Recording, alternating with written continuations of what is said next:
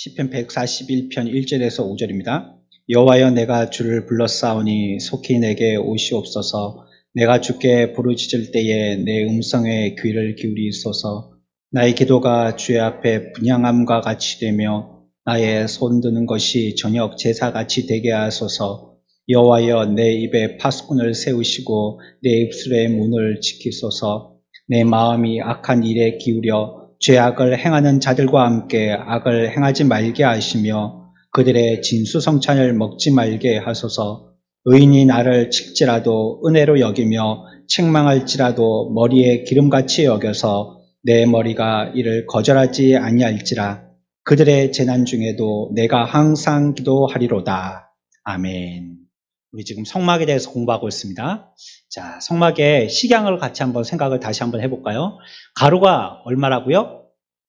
100규빗. 100규빗이면 약 50m 정도 됩니다. 그 다음에 세로는 50규빗, 한 25m 정도 됩니다. 정확하게 얘기하면 이게 규빗이라는 게 성인 팔꿈치에서부터 손끝까지의 길이거든요. 그래서 약 한 45cm 정도로 보는데 이게 뭐 성인들마다 다 그 길이가 다르니까요. 여기서부터 여기까지거든요. 이 팔꿈치에서 손끝까지 이게 한 규빗인데 이게 뭐 어떤 사람은 50 넘는 사람도 있고 어떤 사람은 뭐 40이 안 되는 사람도 있을 테니까요. 약 45cm로 보기 때문에 100규빗, 50규빗 그러면 뭐 25m, 50m 이 정도로 대충 생각하는 겁니다. 정확하지 않았습니다. 예전에 그런 단위가 정확하지 않았기 때문에요. 그리고 안에 있는 지성소나 성소도 마찬가지입니다. 성소의 가로 길이는 20규빗, 세로 길이는 10규빗, 그리고 이 지성소의 가로 길이도 10규빗. 그러니까 지성소는 가로 세로가 다 10규빗이고요. 성소는 가로가 20규빗이고 세로가 10규빗입니다. 그리고 주변에 이렇게 100규빗, 50규빗으로 전체에 그 성막에 울타리가 쳐져 있는데 그 울타리의 동편에 출입구가 나 있다고 그랬죠. 그 출입구의 폭은 20규빗 정도 되는 거고요.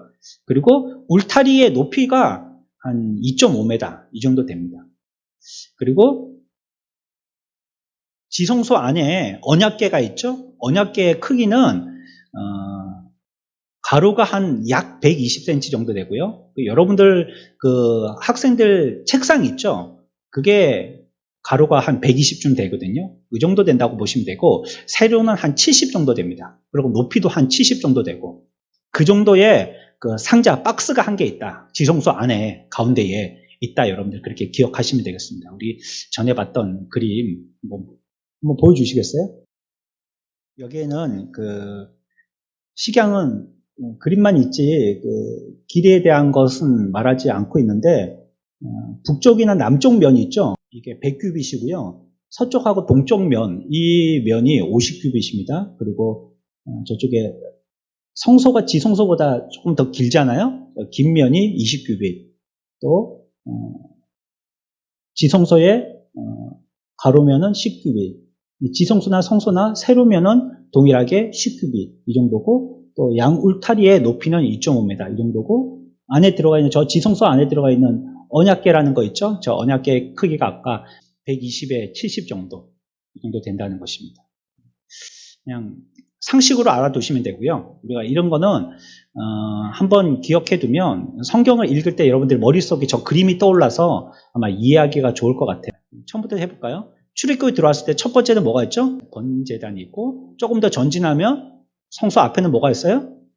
물두멍, 물탱크, 세숫대야 같은 큰 게 있습니다. 그래갖고 이제 성소 안으로 들어갔습니다. 성소 안에 들어가서 오른쪽에는 뭐가 있어요? 떡상이 있고 왼쪽에는요? 촛대가 있죠. 그리고 지성소로 들어가는 입구 앞에는 뭐가 있죠?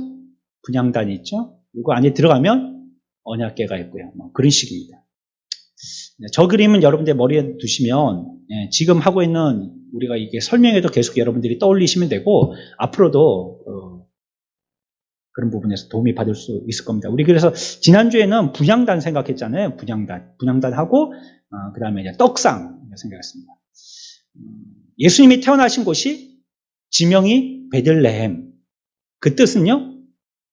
떡집이라는 뜻이에요. 떡집.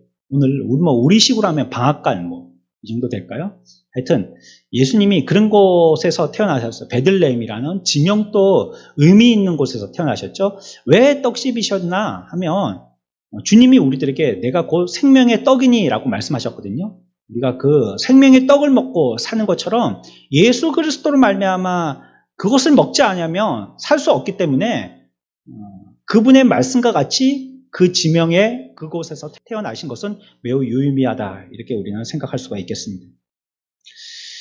그리고 오늘 우리가 읽었던 141편에서는요, 나의 2절입니다. 드리는 기도가 저녁에 분향하는 제사와 같게 하옵시고 라고 얘기하고 있습니다.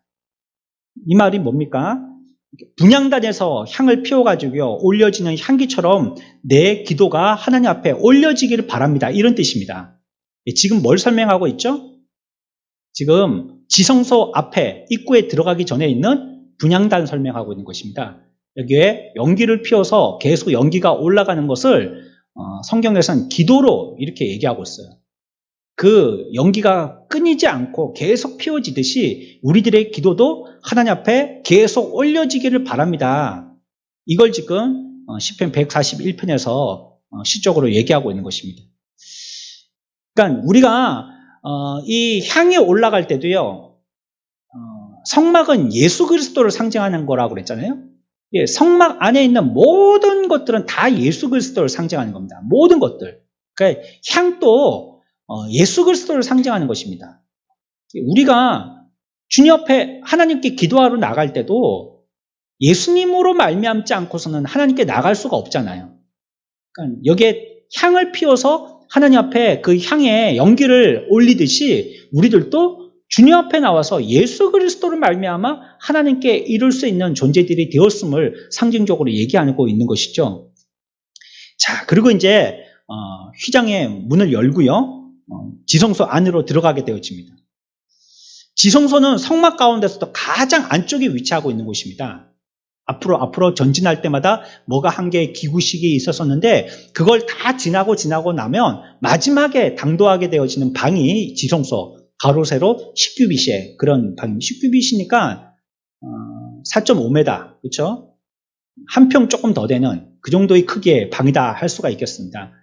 그런 방에 들어가게 되어지는 것입니다. 이곳이 하나님이 계신 곳이죠. 지성소 안에 들어가면 뭐가 있어요? 언약궤가 있습니다. 언약궤의 양쪽에 보면 그룹이라고 부르는 천사가 날개를 맞대고 서로 이렇게 바라보고 있는 이런 형상으로 뚜껑 위에가 이렇게 형상으로 만들어져 있고요. 그 두 개의 그룹이 있죠. 그리고 그 뚜껑 위를 속죄소, 시은자, 자비의 보좌, 은혜의 보좌 이런 식으로 표현을 합니다. 그러니까 언약궤가 있고 언약궤 뚜껑, 그거를 갖다가 그와 같이 부른다는 것이에요. 우리가 앞에서 살펴본 것처럼 성막의 입구는 어느 편으로 들어와요? 동편이요. 동편으로 들어오게 됩니다. 동편으로 들어와서요, 제일 먼저 섰던 곳이 어디예요? 번제단이고요. 그 다음에 여기서 뭘 하냐면 제물을 잡습니다. 번제단에서 제사를 지내기 위해서 동물을 끌고 오잖아요. 동물을 끌고 와서 여기서 이제 잡습니다. 그렇죠? 제물을 잡고 제물을 잡은 다음에 지성소로 가기까지 여러 가지의 기구들 앞에서 뭔가를 해야 되는데, 그러면서 여전히 처음에 제물로 잡았던 그 제물의 짐승의 피를 들고 있는 거예요, 제사장은. 그걸 들고 한 칸씩 전진해서 지성소 앞에까지 나가게 되어지는 것입니다. 그리고 이제 그 피를 들고 지성소 안에 들어가서는요, 언약궤에다가 그 피를 뿌리는 것입니다. 마지막 해야 하는 일이 바로 지성소에 들어가서 짐승의 피를 그곳에 뿌리는 것입니다. 그리고 하나님 앞에 제물로 드리는 것이죠. 하지만 이 지성소는요, 처음에 이 그 성막에 들어갈 때처럼 누구나 지성소에 들어갈 수 있는 것은 아니에요. 지성소에는 들어갈 수 있는 사람이 정해져 있었는데 대제사장만 들어갈 수 있었어요. 그것도 아무 때나 들어가는 것이 아니었고요. 1년에 한 번, 한 차례 그 짐승의 피를 가지고 들어갈 수가 있었습니다. 아무도 다른 사람들은 따라갈 수 없어요. 오직 대제사장만이 지성소에 들어갈 수가 있었습니다. 그리고 그곳에 들어가서 들어온 목적대로 지성소에 가서는 뭐 하겠습니까? 하나님 앞에 제사하고 하나님 앞에 아뢰는 거죠. 사실 재물을 가지고 제사를 한다는 것은 속죄의 의미거든요. 내가 지금 죄를 졌잖아요. 근데 죄가 있어서는 하나님께 가지 못하니까 죄를 없이 하고 하나님께 가려고 하는데, 그런데 성경은 우리들에게 하나님께 나아가려면 피가 있어야 된다고 얘기하고 있거든요. 피가 있어야지만 하나님께 나아갈 수 있다라고 이렇게 얘기하고 있어요. 생명이 있어야지만 하나님께 나아갈 수 있다는 거예요. 그렇다고 내 피를 갖다가 흘려가지고는 하나님께 나가기도 전에 다 죽잖아요. 그러니까 나간다는 의미도 없어지잖아요. 그러니까 나를 대신해서 내 모든 죄를 갖다가 뒤집어 쓴 요 짐승이 대신 죽는 겁니다. 사실 내가 여기서 비둘기를 잡든지 뭐 양을 잡든지 소를 잡든지 짐승을 죽일 때 요 놈은 누구 대신에 죽는 거예요? 나 대신에 죽는 겁니다. 나 대신에. 내가 죽어야 하는데 요 놈이 대신 죽는 거예요. 그래서 이 제사로 통해 가지고 하나님 앞에 내가 왔습니다. 내 죄를 사하여 주시고 우리를 깨끗게 해 주십시오 하고 하나님께 나가게 되는 겁니다. 이 최종적인 그 일을 갖다가 지성소에 들어가는 대제사장이 하는 것입니다. 그런데 이 구약이라는 것은 굉장히 뭔가 조직적이고 완벽해 보여도요, 참 불안하기 짝이 없는 것입니다. 만약에 그렇게 해갖고 내가 가서 내 죄에 대해서 이 대제사장이 1년에 그렇게 제사를 딱 지내고, 야, 내가 그걸 보고, 그걸 듣고, 야, 내 죄도 이제 대제사장이 저렇게 하나님 앞에 제물로 피를 뿌리고 제사를 드렸으니까 나는 깨끗게 됐을 거야. 그런 마음을 가지고 이제 성막에서 딱 내려와서 집에 오는데 보니까는 마차가 지나가면서 물을 팍 튀기니까 옷이 다 베려가지고, 아이씨, 또 죄 짓는 겁니다. 또 입으로. 금방 내 죄를 갖다가 나를 대신해서 짐승 한 마리가 죽어가지고 그게 깨끗하게 내 죄가 사해진 걸 보고 왔는데 가면서 또 죄 짓는 거예요. 그러면 또 어떻게 해야 돼요? 어떻게 해야 돼요? 이제 죄가 없어지려면 또 제사하러 올라가야 됩니다. 또.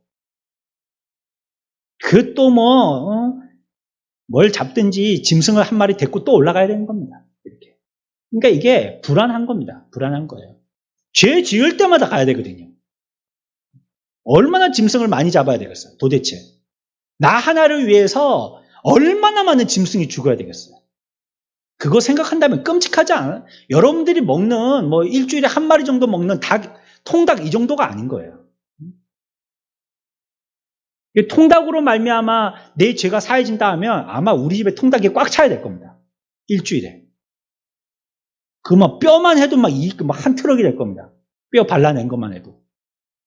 하루에도 그만큼 죄를 짓는데 우리가 하루가 아니고 일주일, 그게 한 달 되면 이 죄가 엄청나잖아요. 그 짐승들이 다 죽어야 되는 겁니다. 나를 위해서. 너무 불안하잖아요. 이것을 한 번에 해결해 주신 분이 우리의 완전한 제물 되어주시는, 그리고 또 우리의 완전한 제사장 되어주시는 예수 그리스도세요. 예수 그리스도로 말미암아 이제는 더 이상 이 죄 없는 짐승들이 안 죽어도 됐고요. 이제는 우리가 불안에 떨면서 죄 짓고 이제는 하나님 앞에 나와서 제사 지내고 내려가다가 또 죄 짓고 다시 돌아와서 또 제사 지내고 이러한 끝없는 불편을 이제는 경험하지 않아도 되게 된 것입니다. 예수님이 우리를 위해서 다 죄를 짊어지시고 다 죽으신 거예요, 그냥. 그 수백, 수천 마리, 수억 마리들이 죽어야 할 모든 짐승들의 그런 모든 우리의 죄를 갖다가 예수님이 한 번에 자신이 하나님이시면서 죽으심으로 말미암아 깨끗하게 일소시켜버린 거예요. 다 없애버리신 겁니다. 그래서 저와 여러분들은 이제 죄 지을 때요, 성막에 안 가도 되는 겁니다. 누구께로 오면 돼요? 예수 그리스도께 오면 되는 겁니다. 예수 그리스도께. 예수 그리스도께 오는 것도 짐승 잡아달라고, 또 짐승 가지고 제물이 되어서 우리 죄를 용서해달라고 오는 건 아닙니다. 이미 다 용서받았어요. 그분이 십자가에 죽으시면서 우리의 죄를 다 용서해 주신 줄 믿으시기 바랍니다. 저와 여러분들은 이제 죄가 있어요. 죄 없다면 저 양심 불량 이렇게 얘기할 겁니다. 양심이 있다면 죄 있다라고 고백할 수밖에 없겠죠. 그러나 여러분들이 지금 옷을 입고 있지 않습니까? 이렇듯이 하나님께서 우리들에게 이 잔치에, 천국의 잔치에 들어갈 수 있는 예복을 하나님이 만들어 주셔서 우리들에게 입혀 주셨어요. 그 예복의 이름이 바로 예수 그리스도라는 브랜드입니다. 예수 그리스도란 브랜드의 옷을 우리한테 입혀 주셔가지고 이제 우리의 이 더럽고 추잡한 나체와 같이 보이는, 확 다 보이는 죄들을 그 옷으로 덮어주신 거예요. 죄는 있지만 덮여서 안 보이는 겁니다. 그러니 우리들은 주님께 나갈 때 담대함으로 나갈 수 있다는 거예요, 이제. 죄 문제가 해결되어서 소나 양이나 염소 잡아서 그의 조사에 떨리는 마음으로 죽을까 살까 그 벌벌 떨면서 나가지 않아도 되게 됐다는 거예요. 다 해결됐기 때문에. 피를 뿌리는 이 모습이 있는 모습 그대로 하나님 앞에 나가서 자기의 어떤 자랑할 만한 잘남을 가지고 드러낼 만한 자가 아무도 없는 거죠. 누가 하나님 앞에 떳떳하게 나갈 수가 있겠어요? 어떤 사람이 과연 그렇게 얘기할 수 있겠어요? 죄인은 감히 하나님 앞에 그렇게 당당하게 나설 수 있는 존재가 없습니다. 아무리 자기가 날고 기어서 잘난 자라 할지라도 하나님 앞에 설 자가 없어요. 그렇지만 대제사장 대신 예수 그리스도의 희생으로 말미암아 나갈 수 있게 됐다는 거예요. 마치 대제사장이 피를 들고 지성소에 들어가듯이 말이죠. 그 언약궤 앞에 나아가듯이 그와 같이 우리들의 모든 죄를 갖다가 우리는 죄 있는 인간으로서 지성소에 들어갔다 하면 어떻게 돼요? 지성소에 들어가면 어떻게 돼요? 아무나 막 들어가면 죽어요, 죽어. 대제사장조차도 들어갈 때 발에다가 방울을 달아서요, 끈을 묶었다고 그랬잖아요. 왜요? 혹시 들어가서 죽을까봐. 사람이 움직이면 딸랑딸랑 소리가 나는데 안에서 갑자기 조용히 정적이 흘러요. 그러면 죽은 거예요. 죽어. 그러면 안에 또 그 사람의 시체를 꺼내려고 들어갔다면 또 죽을 테니까. 아무나 들어가면 죽는다 했으니까. 그러니까 들어가지는 못하고 시체는 꺼내야 되겠으니까 허리에다가 뭘 묶었어요? 끈을 묶었어요. 끈을. 끄집어내려고. 죽었을 때. 그만큼이나 죄 있는 자는 거기에 못 들어간다는 말이에요. 어떤 자라 할지라도 하나님께는요, 죄 있는 자는 못 가는 거예요. 그러나 예수 그리스도께서 대제사장이 되어주셔가지고 우리를 대신해서 우리의 죄를 사하시기 위해서 하나님께 나가신 거예요. 십자가는 제단입니다. 거기는. 자신이 제물되어서 하나님께 나아가는 것입니다. 대제사장이 짐승의 피를 가지고 언약궤 앞에 나아가듯이 우리의 죄를 가지고 나아가는 것입니다. 하나님 앞에. 그러므로 우리의 죄가 한 번에 다 사해지는 것입니다. 핏부림을 입고요. 그 앞에 서서 들어오는 목적대로 이제 하나님께 아뢰는 것입니다. 우리의 죄를 용서해달라고. 우리의 죄를 사해달라고. 대제사장이면 이제 뭐라고 그랬어요? 하나님, 이 백성을 불쌍히 여기달라고 기도하겠죠. 그들의 이름을 안다면 이름도 불렀겠죠. 저기 누구, 김씨네, 이씨네, 박씨네 무슨 죄를 졌답니다. 저들의 죄를 용서해달라고. 최씨네, 저 사람이 또 이렇게 잘못을 또 했답니다. 저 죄를 또 하나님 용서해달라고. 이 기도를 하는 겁니다. 하나님 용서해 주십시오. 하나님 용서해 주십시오. 1년 전에 왔을 때 저 사람 이름을 붙들고 내가 하나님께 기도했는데 이 사람이 또 1년 안에 또 그 죄를 졌답니다. 하나님. 이거 어쩌면 좋습니까? 그러나 하나님은 자비 하나님이시니 하나님께서 약속하신 대로 내가 짐승의 피를 들고 하나님 앞에 나왔으니 하나님 이거 보시고 용서해 주십시오. 하고 대제사장이 백성들을 위해서 기도하는 것입니다. 만약에요, 대제사장이 지성소에 들어가서 그렇게 하나님 앞에 피를 뿌리고 제사했어요. 그리고 지성소에 휘장을 걷고 나왔어요. 이건 무슨 뜻일까요? 우리 들어가는 것까지만 생각을 했는데요. 이제 나와서 한번 생각을 해봐요. 이건 성경에 없는 건데 우리 한번 상상해보자는 거예요. 그런 성경에 없는 겁니다. 네? 괜히 목사님 예배 맞추면 성경에 어디 있어요? 이런 말 하지 마십시오. 성경에 없다 분명히 얘기했습니다. 성경에 없는 말인데 그냥 우리가 상상해보자는 거예요. 대제사장이 지성소에 들어가서 피를 뿌리고 나왔어요. 살아서 나왔어요. 걸어서. 그러면 이건 뭘 뜻하는 걸까요? 네? 하나님이 대제사장이 요청했던 용서해달라고 했던 그 기도를 뭐 했다는 거예요? 들어주셨다는 겁니다. 들어주셨다는 거예요. 그들이 여전히 죄 가운데 있고 대제사장도 그 마음에 죄인으로서 하나님 앞에 나아간다든지 할 때는 하나님이 안 받으시고 안 들어주시는 거예요. 그런데 들어갈 때 그렇게 떨리는 마음을 가지고 백성들의 모든 죄를 안고 들어갔는데 나온 거예요. 지성소에 이제. 가벼운 걸음으로 나온 거예요. 이거는 하나님이 그 대제사장의 모든 제사와 기도를 다 들으셨다는 것입니다. 그런 거 있잖아요. 뭐 로마 교황청에서 새로운 교황을 뽑을 때 무슨 연기를 피워가지고요. 뭐 거기서 투표해가지고 연기의 색깔 가지고 새 교황이 선출됐는지 안 됐는지 뭐 이런 거 표시한다는데 그랬고 새 교황이 선출됐다 이러면 온 세계가 막 축하하잖아요. 바티칸 거기에 사람들이 막 빽빽하게 모여가지고 그 연기 보고 막 박수를 하고 환호를 하고 그러잖아요. 그렇죠? 새 교황이 막 나타났다고. 사람인데 꼭 하나님 나타나는 것처럼 그렇게 하잖아요. 그렇죠? 여러분들은 뉴스에도 보죠? 북한군 열병식. 그 사람들이 열병이 걸렸어요. 맨날 열병식을 하고 밤이나 낮이나 열병식을 하고 말이에요. 그거 볼 때 보세요. 김정은이 딱 나타나니까 뭐라든가 인민들이 딱 모여가지고 뭐 해요? 몰라요? 뭐라고 하는지 몰라요? 만세! 이럽니다, 만세. 만세! 막 그게 목소리가 막 한 목소리가 돼서 만세! 만세! 이렇게 합니다.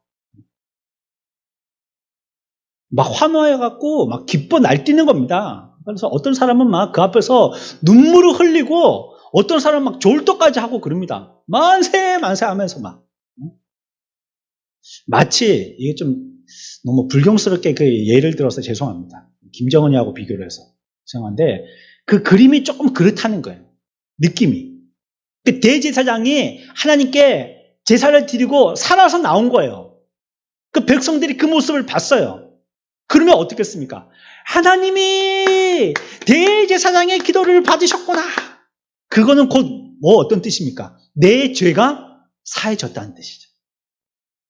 내 죄 때문에 제사장에게 해가지고 그렇게 제사를 지냈는데 그 제사장이 제물을 갖다가 바치고 다시 살아서 나왔다는 것은 하나님이 그걸 받으셨다는 뜻이거든요.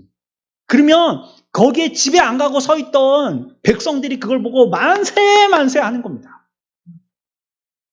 그거를 성경에서는 뭐라고 부릅니까? 제가 김정은이 표시해서 만세라고 했지만 성경에서는 뭐라고 했을까요? 예? 좀 아이디어를 내보십시오. 성경에서는 만세 이러지는 않아요. 김정은이가 나타난 게 아니니까 만세라고 하지는 않았을 거 아니에요. 그럼 뭐라고 했을까요? 그래요. 할렐루야 한 겁니다. 그게 할렐루야. 하나님을 찬양합시다 한 겁니다. 그게 하나님 만세 이런 뜻이에요. 할렐루야 할렐루야 한 겁니다. 내 죄가 사해졌다. 이제 내 죄가 깨끗이 씻어졌구나. 두 다리 펴고 잘 수 있겠다. 이제 하나님 앞에서 두렵고 떨림이 아니고 기쁘고 즐거움과 소망 가운데 살 수 있게 됐다. 막 백성들이 환호하는 겁니다. 저와 여러분들이 제가 깨끗이 씻어져서 하나님 앞에 할렐루야 노래 부르게 되어줄 줄 믿으시기 바랍니다. 우리가 다 그런 자가 된 겁니다. 이제. 그래서 우리의 입으로는 항상 할렐루야 하는 겁니다. 하나님 만세 부르는 겁니다. 죽게 나왔더니 하나님 내 죄를 사해 주셨군요. 대제사장이 들어가고 그렇게 간절히 소원했더니 하나님이 그 기도를 받으셨군요. 그 말은 내 기도를 받으셨군요. 나의 죄를 용서해 주셨군요. 할렐루야 할렐루야 하는 것입니다. 우리가 하나님 앞에 받으실 만한 존재가 된 것입니다. 이 거룩한 사건이 있어서요. 이제 그것이 선포되어지는 겁니다. 그 자리에서. 하나님의 교회 앞에서 이제 그 죄가 사해졌다는 것을 공포하는 그런 시간인 거예요.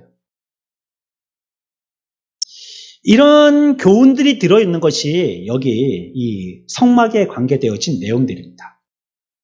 아마 이걸 조금 더 우리가 자세하게 공부하려면요. 아마 한 6개월은 해야 될 겁니다. 어떤 교회 같은 데는 보니까 이렇게 레위기 같은 거, 민수기 같은 걸 펼쳐가지고요. 그 식양까지 있죠. 몇 규빗. 이게 규빗이 무슨 뜻이냐, 이렇게까지 파고. 또 이 성막에 재료가 왜 그런 거냐. 왜 하필이면 크기나 높이를 그렇게 했냐? 왜 그런 짐승을 잡아서 했냐? 뭐 이런 것까지 세세하게 다 해가지고 거의 6개월 공부하듯이 수요일 밤에 이렇게 하더라고요. 그러니까 이게 하려고 하면요, 양이 방대합니다. 우리는 거의 뭐 지금, 이거 얼마 했죠? 성막에 대해서 한 달 정도 했나요? 한 달 안 된 것 같은데, 석주나 했나요? 한 것 같은데, 요거 가지고도 요만큼 시간이 걸리는데, 이거 자세하게 하려면 엄청나게 시간이 걸리죠. 뭐 자세한 건 다음에 기회가 있으면 다음에 한번 해보도록 하고요. 계략적인 것은 이런 뜻입니다. 우리가 들어가서 안에 지성소에서까지죠. 자, 앞에 스크린에 그림을 지워주시고요. 여러분 다 기억하시죠? 먼저 내가 들어간다고 생각하고 뭐가 있는지 봅시다. 성막 전체에 가로 길이는 몇 규빗이요? 100규빗. 세로는요? 50규빗. 입구는 20규빗입니다. 어느 방향으로 입구가 나 있죠? 동쪽으로 나 있습니다. 지성소는 어느 방향으로 나 있죠? 서쪽으로 나 있습니다. 자, 이제 우리가 들어갑니다. 20규빗의 넓은 문을 향해서 들어갔습니다. 들어갔더니 코앞에 뭐가 있어요? 번제단이 있습니다. 여기서 양 잡았어요. 그 다음에 또 앞으로 갑니다. 뭐가 있어요? 여기서 이제 피투성이가 양 잡았으니까 피투성이 됐을 거 아니에요? 손 씻고 세수도 하고 좀 씻어야 됩니다. 그렇죠? 그리고 이제 어디로 들어가죠? 성소로 들어가죠? 성소의 전체 길이는 30규빗입니다. 근데 세로는 10규빗. 근데 지성소의 세로나 가로의 길이는 10규빗씩 똑같은 정사각 모양이고요. 성소는 20규빗에 10규빗 직사각형 모양입니다. 자, 이제 성소에 들어갔습니다. 휘장을 걷고 들어갔더니 오른쪽에 뭐가 있어요? 떡상이 있습니다. 떡상에는 보통의 경우에 떡을 몇 개 올려요? 몇 개 올려요? 몇 개 올려요? 유대 지파가 몇 지파요? 예수님의 제자가 몇 명이요? 뭐 그런 식으로 기억하자고 했습니다. 꼭 그렇게 얘기할 건 아니지만 보통은 12개 정도 올립니다. 자, 왼쪽에는 뭐가 있어요? 촛대가 있죠. 초를 꼽는 초대에 얘기하는 겁니다. 거기에는 보면 촛대가 중앙을 기준으로 좌우편으로 가지처럼 나 있는데 좌우의 가지가 몇 개씩요? 3개씩. 그리고 중앙 가지 1개. 그래서 총 이 가지는 몇 개요? 7가지. 7가지의 촛대가 있습니다. 그리고 이제 지성소 앞에까지 왔습니다. 지성소 앞에 들어가기 직전에 또 뭐가 있어요? 분향단이 있죠? 여기는 향을 꺼트리면 안 돼요. 여러분들도 기도를 하다가 말다가 하면 안 됩니다. 계속 해야 됩니다. 죽으나 사나 좋으나 나쁘나 계속 기도의 향을 꺼트리면 안 됩니다. 이제 걷고 들어갔어요. 어디에 들어갑니까? 지성소 들어갑니다. 지성소 들어갔어요. 지성소 크기는 가로는 한 120 정도, 세로는 70 정도, 높이도 한 70 정도. 그 정도의 크기에 이렇게 책상만한 그런 상자가 한 개 놔져 있습니다. 상자 위에 있는 천사의 모양으로 조각을 해놨습니다. 이 이름을 뭐라고 부른다고요? 그룹. 천사의 이름은 그룹이라는 천사입니다. 그리고 그 뚜껑, 그 언약궤의 상자 뚜껑 위에를 뭐라고 부른다고요? 시은 자, 은혜의 보좌, 그런 식으로 얘기한다는 것입니다. 자, 이게 전체적인 우리 성막의 구조고 식약이 되겠습니다. 여러분들 잘 기억하시기 바랍니다. 마지막으로 한 가지만 더 얘기하고요. 이제 그런 거 있잖아요. 다음 주에 이렇게 할 거 미리 탁 보여주면 궁금해갖고 막 다음 주에 기다려주고 드라마 같은 지금 그런 겁니다. 이게 성막을요, 이스라엘 백성들이 어떻게 건설하게 되어졌는지 그걸 아는 게 조금 필요할 것 같습니다. 이제 식양과 또 안에 있는 기구들 이런 걸 우리가 지금까지 알아봤는데 이게 어떻게 건설하게 됐는지 어떤 방법으로 건설하게 됐는지 말이죠. 이런 걸 좀 아는 게 필요할 것 같아요. 성막은요, 결론으로 먼저 얘기한다면 이스라엘 백성들의 헌신과 봉사로 지어졌습니다. 무엇과 뭐로 지어졌어요? 헌신과 봉사. 뭐가요? 성막 지을 때, 이거 지을 때 하나님께 헌신과 봉사로 지은 것입니다. 사실 이 성막을 짓도록 할 때요, 이 청사진은 설계도는 누가 그린 거예요? 성막을 저 크기로 100규빗, 50규빗, 안에 지성소, 성소 이런 거 이렇게 넣는 위치 같은 거 이런 설계도는 누가 그린 거예요? 하나님이 그리신 겁니다. 하나님이. 그렇죠? 하나님께서 율법을 받아 내려오는 모세에게 그려서 주신 것입니다. 그렇죠? 율법을 주실 때 성막의 설계도까지 주신 이유는 뭐라고 그랬어요? 율법으로 끝내버리면 되지. 왜 율법에다가 옆에다가 별책 부록처럼 왜 설계도까지 들려서 내려보냈을까요? 왜요? 율법으로는 완전하지 않대. 사람들이 율법을 지킨다고 해봤자 율법을 못 지키고 다 깨버릴 걸 아신 거예요, 하나님이. 그거 갖고 안 되는 거예요. 여러분들이 착하게 살아가지고 천국 갈 수 있습니까? 안 되는 겁니다. 내 노력 가지고는 아무리 애를 써도 율법이 600가지가 넘는데 그 600가지가 아니고 6가지라도 우리는 지킬 힘이 없어요. 한 가지라도 못 지켜요. 하나님이 그걸 아셔서 우리들에게 새로운 또 하나의 은혜의 방법을 내신 거예요. 그게 이 성막이라는 설교를 통해서 우리들에게 은혜의 의미들을 깨닫게 하여 주신 것입니다. 하지만 설계는 하나님이 하셨지만 이것을 건설은요 백성들이 하는 겁니다. 예수 믿는 건요 무조건 하나님 보고 다 해달라고 그러면 안 됩니다. 하나님이 설계는 하시지만요 내가 만들기는 내가 만든 거예요. 성막은 내가 만드는 거예요. 믿음이라는 게 그런 것입니다. 믿는다는 게. 믿는 게요 하나님과 나와의 합작품이 믿는 겁니다. 믿는다 하니까 하나님께만 전부 다 토스하고 나는 호주머니에 손 놓고 가만히 기다리고만 있으면 다 해결될 줄만 알아도 그게 아닌 거예요. 설계는 하나님이 하셨으나 만드는 건 백성이 해야 됐던 것처럼 믿음의 삶도 그런 것입니다. 자, 여기에 대한 내용은 우리가 다음 주에 살펴보도록 하겠습니다. 어째서 어떤 방법으로 하나님께서 이렇게 성막을 짓게 하셨는지 우리가 한번 살펴보도록 하겠습니다.